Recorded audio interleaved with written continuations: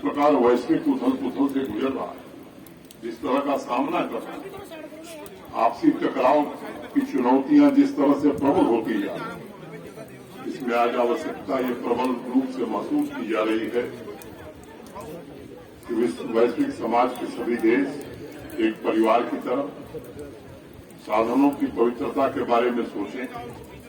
बापू के जीवन, कर्म और सेवा भावना को आधार बनाकर शांति और आपसी सौहार्द को बढ़ावा दें। मुझे इस बात में रत्ती भर संदेह नहीं है कि विश्व को आज स्वार्थ और संकीर्णता को समाप्त करने,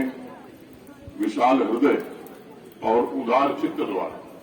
अपने लक्ष्यों को प्राप्त करना है तो बापू के रास्ते पर चलना होगा। 16 मार्च 1947 को बापू ने हरिजन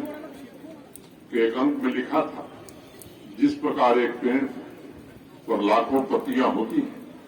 उसी प्रकार ईश्वर एक है और धर्म अनेक है। बापू का स्पष्ट मत था कि मानव गरिमा की रक्षा, समानता, सामाजिक न्याय, सर्वधर्म समभाव, वंचित वर्गों का कल्याण, महिलाओं तथा युवाओं के अधिकार, इन सभी मौलिक हितों को संरक्षित रखना, एकता की भावना से काम करना किसी भी राष्ट्र के लिए परम आवश्यक है। जिस प्रकार वैश्विक उथल पुथल से गुजर रहा है, जिस तरह का सामना कर रहा है, आपसी टकराव की चुनौतियां जिस तरह से प्रबल होती जा रही है, इसमें आज आवश्यकता ये प्रबल रूप से महसूस की जा रही है कि वैश्विक समाज के सभी देश एक परिवार की तरह साधनों की पवित्रता के बारे में सोचें, बापू के जीवन, कर्म और सेवा भावना को आधार बनाकर